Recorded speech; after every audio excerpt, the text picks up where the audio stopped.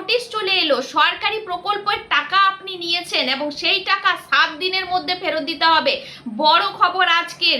আপনি যদি অযোগ্য হয়ে থাকেন, আপনি যদি তথ্য গোপন করে টাকা নিয়ে থাকেন, সরকারি প্রকল্পের যে কোনো সুবিধা টাকা নিয়ে থাকেন, তাহলে কিন্তু সেটা বলেছিল সরকার যে টাকা ফেরত দিতে হবে। এখন কিন্তু প্রত্যেক পরিবারে সেরকম নোটিশ চলে যাচ্ছে, এমনকি কোথায় ফেরত দেবেন, কিভাবে ফেরত দেবেন, সমস্ত কিছু বিবরণ কিন্তু সেই নোটিশে লেখা আছে।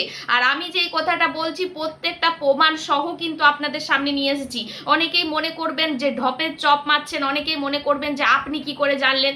দেখুন, আমরা কিন্তু এইসব ব্যাপারে যেহেতু খবর আপনাদের আপডেট জানাই, সেহেতু এই খবর আমাদেরকে রাখতে হয়।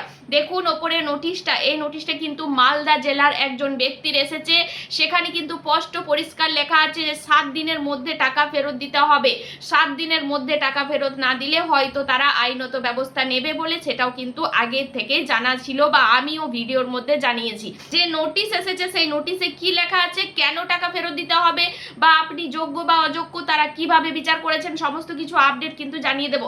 আবার ইউটিউব চ্যানেলে যারা নতুন এসেছেন, নতুন আমার ভিডিও দেখছেন, তারা অবশ্যই সাবস্ক্রাইব করে নেবেন। আর যারা ফেসবুক প্রোফাইল থেকে দেখছেন, এই ছোট্ট প্রোফাইলটি ফলো করে যুক্ত থাকবেন, যাতে আমি ভিডিও দিলেই আপনার সামনে চলে যায়। তো বন্ধুরা দেখুন, এখানে কিন্তু একটা নোটিশ দেওয়া হয়েছে। নোটিশটা ভালো করে লক্ষ্য করুন। সেই নোটিশটা কিন্তু লেখা আছে, দেখুন আপনাদেরকে আমি বাংলাতে পড়ে শোনাচ্ছি যে নোটিশে কি লেখা আছে এবং তাকে কত তারিখে নোটিশ এসেছে এবং টাকা ফেরত দিতে হবে কেন, সমস্ত বিষয় কিন্তু আপনাদেরকে জানিয়ে দেব।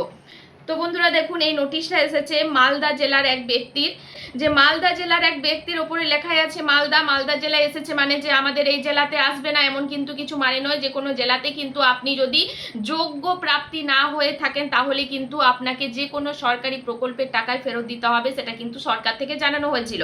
তো দেখুন এখানে কিন্তু পিএম কিষাণ প্রকল্পের টাকা ফেরত দিতে হবে এমনটা কিন্তু তার কাছে নোটিশ এসেছিল। কেন ফেরত দিতে হবে, এটা কিন্তু 17 জুন এসেছিল এই নোটিশটা।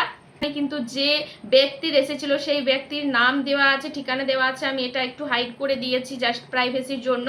এখানে সাবজেক্ট লেখাই আছে, দেখুন refund of fund under PM Kisan regarding, মানে পিএম কিষাণ রিফান্ড করতে হবে সেই বিষয়ে কিন্তু notice. Incoming tax pay farmer wrong account beneficiary under PM Kisan as per following details.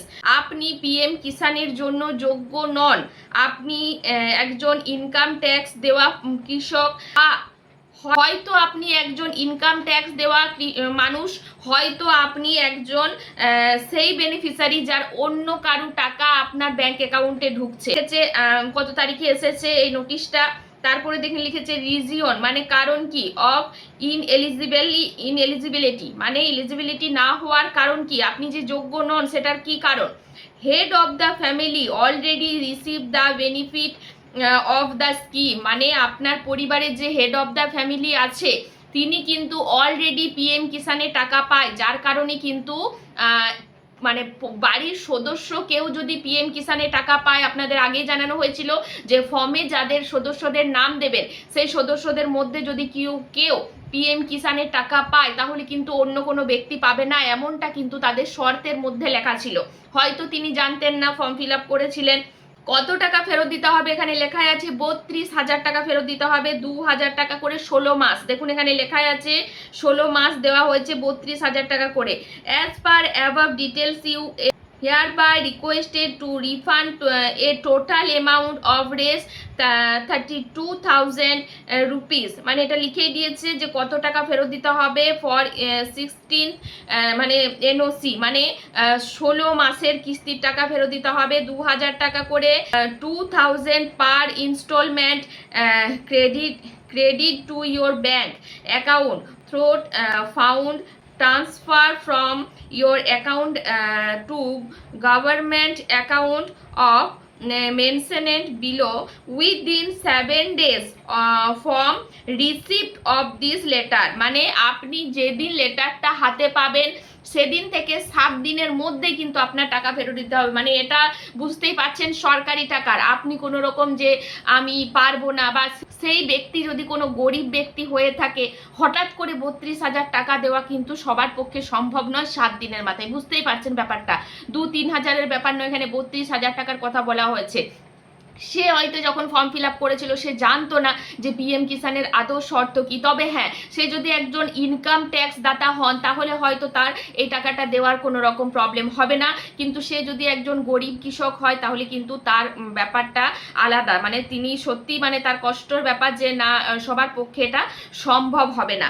তো দেখুন এখানে কিন্তু নিচে যে অ্যাকাউন্টে টাকাটা পাঠাবে সেই অ্যাকাউন্টের কিন্তু ডিটেলস দেওয়া হয়েছে যে কোন অ্যাকাউন্টে টাকাটা পাঠাবে। আর অ্যাকাউন্টে পাঠিয়ে দিলেই হবে না, আপনি যখন অ্যাকাউন্টে টাকা পাঠাচ্ছেন এখানে লেখাই আছে দেখুন, তখন কিন্তু সেই একটা রিসিপ্ট কপি, সেই রিসিপ্ট কপি কিন্তু আপনাকে নিতে হবে ব্যাংক থেকে, এবং সেই রিসিপ্ট কপিটা দেখুন এখানে লেখা আছে ব্যাংক অ্যাকাউন্ট নাম্বার দিয়ে দিয়েছে, এবং রিসিপ্ট কপিটা যখন আপনি নেবেন তখন কিন্তু আফটার দ্য সেড ডিপোজিট, যখন আপনি ডিপোজিট করবেন you are requested to submit immediately for following bank transfer details along with xerox copy, মানে যে রিসিপ্ট কপিটা পাচ্ছেন সেটা xerox copy of the assistant director of agriculture of this block, মানে আপনার যে ব্লক আছে, আপনার যে পৌরসভা বা আপনার যে বিডিও অফিস, মানে যেখানে এই রিসিপ্ট কপিটা গেছিল সে একজন বিডিও অফিস এলাকায় থাকে, সেহেতু তার বিডিও অফিসের যে এগ্রিকালচার অফিসার আছে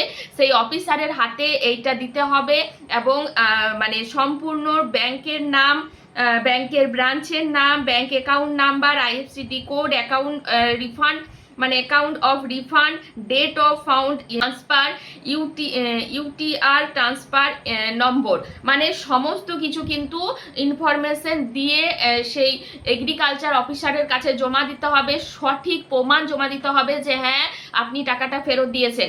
এবার বলি যে আমার এই ভিডিও দেখে যদি এমন কোনো ব্যক্তি মনে করেন যে আমি সরকারি চাকরি করছি আমার পাওয়ার যোগ্য নয়, দেখুন আমি তালিকাটা দিয়ে দিয়েছি পিএম কিষানের, যদি কেউ এখনো পর্যন্ত ডিটেলস না জানেন যে কারা পাবেন বা কারা পাবেন না, কারা পাওয়ার যোগ্য বা কারা পাওয়ার যোগ্য নয়, এই যে এখানে থেকে যদি এলিজিবল হন তাহলে কিন্তু আপনি যোগ্য, না হলে কিন্তু আপনি যোগ্য নাও হতে পারেন। আর এক্ষেত্রে কিন্তু মালদা জেলায় এসেছে, হয়তো আমাদের এই যে বাঁকুড়া, বর্ধমান, পশ্চিম বর্ধমান, পূর্ব বর্ধমান সমস্ত জেলাতেই কিন্তু আসবে না এমনটা কিন্তু কথা নয়।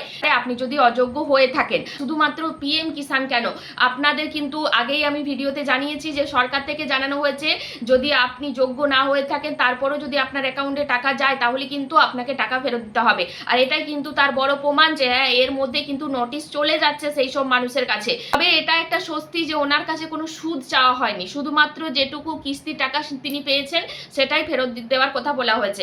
এবার আমার ভিডিও দেখে কেউ কিন্তু নিজের থেকে মনে করেন যে আমি একজন ইনকাম ট্যাক্স দাতা, তাহলে আমি পিএম কিষাণ পাই, তাহলে আমি টাকাটা এই অ্যাকাউন্টে ফেরত দিয়ে দিই, এটা কিন্তু ভুলেও করবেন না। তাই ভিডিও শেষে আমি কিন্তু বলে দিচ্ছি এই যে অ্যাকাউন্ট নাম্বারটা হয়তো এটা মালদা জেলার জন্যই, আপনার যে জেলায় বাস করছেন সেই জেলার জন্য নাও হতে পারে। তাই আপনি আগের থেকে কিন্তু আগ বাড়িয়ে কোনো অনলাইনে দেখতে যাবেন না যে আমি কোথায় টাকাটা ফেরত দেবো বা কিছু, আপনার সামনে নোটিশ আসতে দিন, আপনার বাড়ি নোটিশ আসুক, তারপর কিন্তু আপনি যদি অযোগ্য হয়ে থাকেন তাহলে নোটিশ আসবে, সেই নোটিশ অনুযায়ী যে অ্যাকাউন্ট দেওয়া থাকবে সেই অ্যাকাউন্টে রিফান্ড করবেন, বোকামি করবেন না। তাই বলবো যে ভুয়ো তথ্য দালালির কথা বা কোনো রকম নোটিশ যতক্ষণ আপনার পরিবারে আসবে ততক্ষণ কিন্তু আপনি নিজে থেকে এই কাজগুলো করতে যাবেন না। অফিসিয়াল গভর্নমেন্ট যে পেজ আছে সেখানেও কিন্তু এই যে শর্ত, এই শর্তগুলো দেওয়া হয়েছে। তাই বলবো যে কোনো রকম কোনো সরকারি প্রকল্প ভুয়ো তথ্য দিয়ে কোনো রকম 2 নম্বরই করে টাকা না নেওয়াই ভালো, কারণ সরকারের কখন কি মত চেঞ্জ হয় বা কার বাড়িতে কখন নোটিশ চলে আসছে বা সরকার এটা আপনার দেখবে না যে আপনি টাকাটা ফেরত দিতে পারবেন কি না, কারণ আপনি টাকা পেয়েছেন, টাকা খরচা হয়ে গেছে, সেই টাকা ফেরত দেওয়া খুবই মুশকিল। এই যে এই ব্যক্তি এসেছে, এই ব্যক্তি যদি গরিব মানুষ হয় সেক্ষেত্রে ওনার পক্ষে 7 দিনের মধ্যে 32,000 টাকা দেওয়াটা সত্যি খুব মুশকিল হতে পারে। তো প্রত্যেকেই সমস্ত কিছু শর্ত জেনে তারপরে ফর্ম ফিল আপ করবেন, ফর্ম ফিল আপ করে কোনো রকম ভুয়ো তথ্য দেবেন না, নাহলে কিন্তু পরবর্তীকালে টাকা ফেরত দিতে হলে সমস্যায় পড়তে পারেন।